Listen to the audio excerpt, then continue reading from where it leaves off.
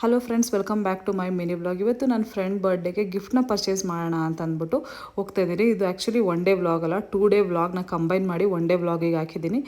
ಏನಕ್ಕೆ ಅಂತಂದರೆ ನನ್ನ ಫ್ರೆಂಡಿಗೆ ಡಿಫ್ರೆಂಟ್ ಆಗಿರೋ ಗಿಫ್ಟ್ ಕೊಡಬೇಕು ಅಂತ ಅಂದ್ಕೊಂಡಿದ್ವಿ.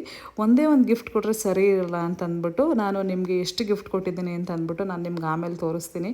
2 ಡೇಸ್ ಆಯಿತು ಈ ಗಿಫ್ಟನ್ನೆಲ್ಲ ನಾವು ಅರೇಂಜ್ ಮಾಡೋಕ್ಕೆ. ಆ್ಯಕ್ಚುಲಿ ರಜಾ ಇದ್ದಿದ್ದರಿಂದ ನಮಗೆ ಆ್ಯಕ್ಚುಲಿ ಇನ್ನೂ ಸ್ವಲ್ಪ ಈಸಿ ಆಯಿತು.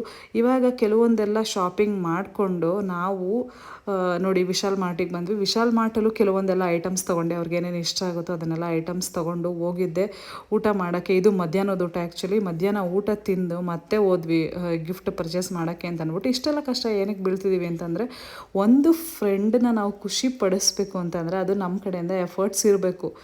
ಅವ್ರಿಗೂ ಖುಷಿಯಾಗುತ್ತೆ, ಚಿಕ್ಕ ವಸ್ತು ಕೊಟ್ಟರು ಖುಷಿಯಾಗುತ್ತೆ. ಆದರೆ ನಮ್ಮ ಕಡೆಯಿಂದ ಎಫರ್ಟ್ ಹಾಕಿದ್ರೆ ಅವ್ರು ಖುಷಿ ಪಟ್ಟಾಗ ನಮ್ಮ ಮನ್ಸಿಗೆ ಸಮಾಧಾನ ಅನಿಸುತ್ತೆ. ಆ ರಿಲೀಫ್ ಇದೆಯಲ್ಲ, ಆ ರಿಲೀಫ್ ಸಿಗೋದು ನಾವು ನಮ್ಮ ಕಡೆಯಿಂದ ಎಫರ್ಟ್ ಹಾಕಿದಾಗ ಮಾತ್ರ. ಆ್ಯಕ್ಚುಲಿ ಈ ಥರದ್ದೆಲ್ಲ ನಂಗೆ ತುಂಬ ಇಷ್ಟ ಆಗುತ್ತೆ. ನನ್ನ ಕೆಲವು ಫ್ರೆಂಡ್ಸ್ ಬರ್ಡೇ ಮಾಡಿಸ್ಕೊಳಕ್ಕೆ ಒಪ್ಕೊಳ್ಳೋದೇ ಇಲ್ಲ. ಏನಾದ್ರು ಗಿಫ್ಟ್ ಕೊಡಿಸ್ತೀನಿ ಅಂತಂದರೆ ಬೇಡ ಅಂತಲೇ ಅಂತಾರೆ. ಅದನ್ನು ಆ್ಯಕ್ಚುಲಿ ನಾನು ಇದನ್ನು ಈ ಥರ ಪ್ಲ್ಯಾನ್ ಮಾಡ್ಕೊಂಡಿದ್ದೀನಿ. ಅವ್ರಿಗೆ ಹೇಳ್ದಂಗೆ ನಾವು ಸರ್ಪ್ರೈಸ್ ಕೊಡೋಣ ಅಂತ ಅಂದ್ಕೊಂಡು ನಾನು ಈ ಥರ ಪ್ಲ್ಯಾನ್ ಮಾಡ್ಕೊಂಡಿದ್ದೀನಿ. ಇವಾಗ ಎಲ್ಲ ಗಿಫ್ಟ್ ಪರ್ಚೇಸ್ ಮಾಡ್ಕೊಂಡು ಮನೆಗೆ ಬಂದಿದ್ದೀನಿ. ಇವಾಗ ಇದನ್ನು ಬಂದು ಪ್ಯಾಕಿಂಗ್ ಮಾಡಬೇಕು. ಇವಾಗ ಇದನ್ನು ಪ್ಯಾಕಿಂಗ್ ಎಲ್ಲ ಮಾಡಿ ಈ ಬಾಕ್ಸಿಗೆ ಹಾಕ್ತಾಯಿದ್ದೀನಿ. ಈ ಬಾಕ್ಸಲ್ಲಿ ಏನೇನಿದೆ ಅಂತ ಅಂದ್ಬಿಟ್ಟು ನನ್ನ ಯೂಟ್ಯೂಬ್ ಚಾನಲಲ್ಲಿ ನಾನು ಲಿಂಕ್ ಹಾಕಿರ್ತೀನಿ, ಅಲ್ಲಿ ನಿಮ್ಗೆ ಗೊತ್ತಾಗುತ್ತೆ. ಆ್ಯಂಡ್ ಆಲ್ಸೋ ಸರ್ಪ್ರೈಸ್ ಕೂಡ ಇದೆ. ಈ ವಿಡಿಯೋ ನಿಮಗೆ ಇಷ್ಟ ಆಗಿದೆ ಲೈಕ್ ಮಾಡಿ, ಶೇರ್ ಮಾಡಿ, ಸಬ್ಸ್ಕ್ರೈಬ್ ಮಾಡಿ. ಈ ವಿಡಿಯೋನ ಕಂಟಿನ್ಯೂ ಮಾಡ್ತೀನಿ ನಾನು ನೆಕ್ಸ್ಟ್ ಯೂಟ್ಯೂಬ್ ಚಾನಲಲ್ಲಿ. ಅಲ್ಲಿವರೆಗೂ ಬಾಯ್.